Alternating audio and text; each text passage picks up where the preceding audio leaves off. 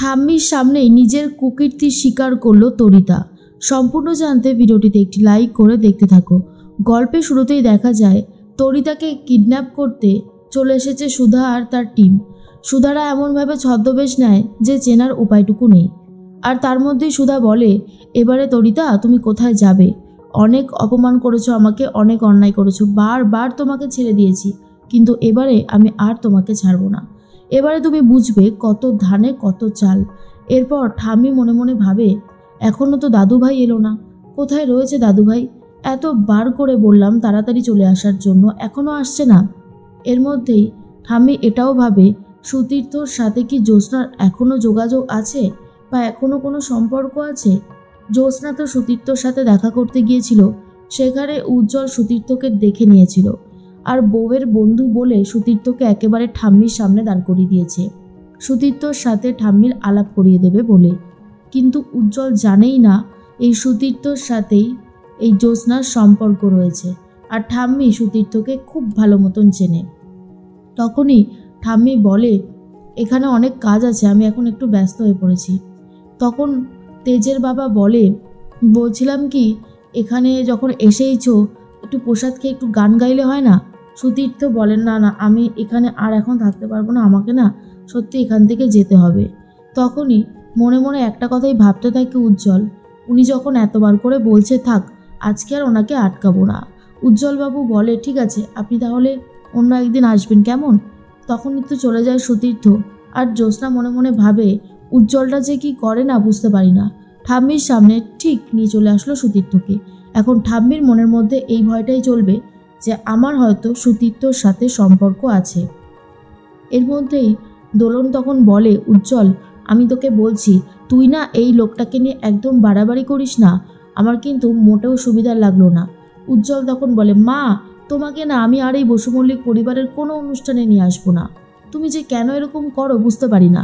অনুষ্ঠানে এসেছো, থাকবে, খাবে দাবে, আনন্দ করবে, হুইহুল্লোড় করবে, ব্যাস বাড়ি চলে যাবে, এত কথা বলার তো প্রয়োজন নেই। অন্যদিকে ঠাম্মিকে দোলন বলেন, আপনার বড় নাতবউকে তো দেখতে পাচ্ছি না, সত্যি আপনাদের পরিবারটার কোনো ছিরিবৃত্তি নেই। এদিকে আপনি বারবার করে বলেন কাননবালা দেবী, কাননবালা দেবী, কিছুই যোগ্যতা নেই আপনার। আপনার ছেলে, ছোট ছেলের বউ, তার ছেলে কই? তারা তো এখনও আসলো না। আমার ছেলের সাথে আপনার নাতনির বিয়ে হয়েছে 7 বছর হয়ে গেছে। 7 বছরে প্রায় দিনই শুনে যাই আসবে, আসছে, এখনো পর্যন্ত দেখলামও না তাকে। ঠাম্মিকে এই অপমানগুলো করলে প্রচণ্ড রেগে যায় জ্যোৎস্না আর বলে, দেখুন মা, আপনি তো দেখছি সব জায়গায় গিয়ে ঝামেলা করতে শুরু করেন, এই কাজগুলো কিন্তু মোটেই ভালো করেন না আপনি। তার মধ্যেই তেজ তখন সুধাকে বলে, সুধা, আমার বোঝা হয়ে গেছে আপনি তো ভীষণ ডেঞ্জারাস। হ্যাঁ, আপনি নিজের বাড়ির লোককে কিডন্যাপ করে নিলেন। তখনই সুধা বলে, কিডন্যাপ না করলে তরিতা কোনোভাবেই নিজের মুখে সবটা স্বীকার করতো না মিস্টার বসু মল্লিক, তার জন্যই তো এই ব্যবস্থাটা করলাম।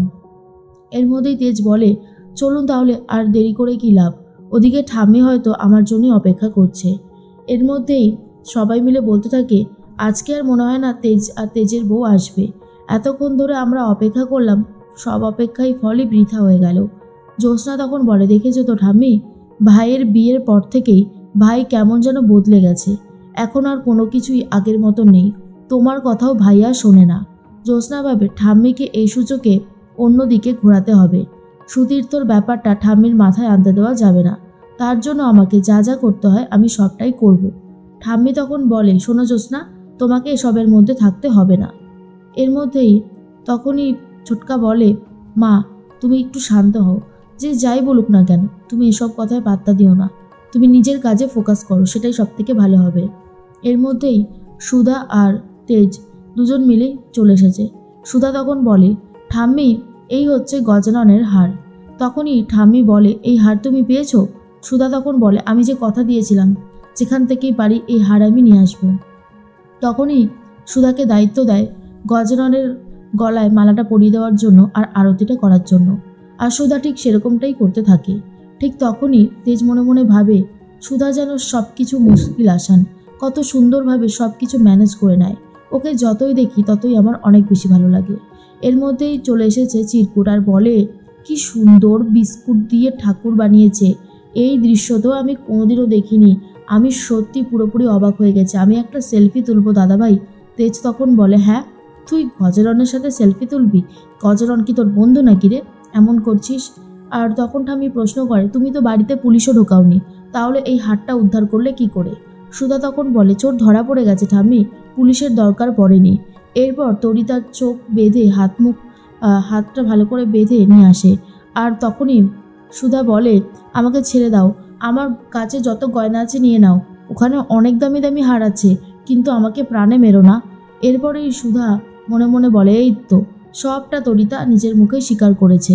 তরিতা তো কিছু দেখতেও পাচ্ছে না, মুখে শুধু বলতে থাকে, আমাকে ছেড়ে দাও, আমার কাছ থেকে গয়না নিয়ে নাও, কিন্তু আমায় ছেড়ে দাও। তখনই চোখটা খুলে দিতেই চোখের বাঁধনটা, আর ঠিক তখনই ঠাম্মি বলে, তরিতা তুমি এসবের মধ্যে জড়িয়েছ? তখনই তরিতা বলে, না না ঠাম্মি, সবটা মিথ্যে। দিদিভাই ইচ্ছে করে আমাকে কিডন্যাপ করেছে আর বলেছে আমি যেন চোরের দায়টা স্বীকার করে নিই। আমি মিথ্যে বলেছি ঠাম্মি, আমি পুরোপুরি মিথ্যে বলেছি। তখনই ঠাম্মি খুব ভালো মতন বুঝতে পারে কে সত্যি বলছে আর কে মিথ্যে বলছে, কারণ সেইটুকু বোঝার মতন ক্ষমতা ঠাম্মির হয়েছে। এর মধ্যেই জ্যোৎস্না বলে, আমি ভাবতেও পারছি না যে তরিতা তুমি ঠাকুরের হার চুরি করে নিলে। এর মধ্যেই দোলন তখন বলে, জ্যোৎস্না, তোমার ভাইয়ের বউটা তো একটা ডাকাত রীতিমতো, মানে সত্যি কথা ভাবা যায় না। এরপরেই জ্যোৎস্না প্রতিবাদ করে বলে, মেয়েদের তো ভুলভাল জায়গাতেই বিয়ে হয়, তাই না?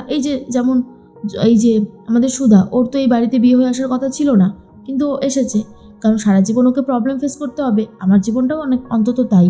আর তখন দোলন খুব রেগে যায়। এর মধ্যেই তরিতা বলে, সুধা আমাকে অপমান করছে। এদিকে ঠাম্মি তো খুব রেগে যায় তরিতার ওপর আর বলে, চুপ করো ছোট নাথবউ, তোমাকে যত দেখছি তত আমার নিজের ওপরে রাগ হচ্ছে। এরপর তরিতা বলে, ঠাম্মি তুমি দিদিভাইয়ের কথা বিশ্বাস করো না, তুমি কেন বিশ্বাস করছো? এরপরে সুধা বলে, ঠাম্মি বিশ্বাস করুক বা না করুক, এটা সত্যি যে তুমি এই গয়নাগুলো সরিয়েছ, আর তার প্রমাণ আমার কাছে আছে, সাক্ষী আছে বলতে পারো। তরিতা মনে মনে ভাবে, সাক্ষী কোথা থেকে জোগাড় করলো আবার? আমি যখন গয়নাগুলো নিচ্ছিলাম তাহলে কি কেউ দেখে নিয়েছিল? এর মধ্যেই তেজের কাছে একটা ফোন আসে, আর সেই ফোনটা পাওয়ার পর থেকে তো তেজ অনেক খুশি হয়ে যায়। সুধাকে বলে, জানেন সুধা, একটা মিরাক্কেল হয়েছে, আমাদের এই গজাননের মূর্তিটা সবার এত পছন্দ হয়েছে, আর মিডিয়া এটাকে এত বার করে টিভিতে টেলিকাস্ট করেছে যে আমরা সম্ভবত একটা অ্যাওয়ার্ড পেতে চলেছি। অনেক দিনের প্রতীক্ষার অবসান ঘটল। আমি খুব করে চাইতাম যে আমাদের পুজোটাকে নিয়ে একটা বেশ ভালো জিনিস তৈরি হোক, আর আমাদের গজাননকে নিয়ে যে এরকম একটা কিছু হবে এটা তো আমি ভাবতেই পারিনি। সব কিছুই আপনার জন্য হয়েছে। ঠাম্মি মনে মনে ভাবে, কি ব্যাপার, সুধা তো এখানে কোনোভাবে জড়িত নেই, তাহলে দাদুভাই সুধাকেই কথাগুলো কেন বলছে? আর তখন ঠাম্মি নিশ্চিন্ত হয় যে এত কিছু একটা ভালো একটা সুযোগ এসেছে, কিন্তু সুধাই হয়তো এসব কিছু করেছে। ঠাম্মি এটা বুঝতে পেরে যায়।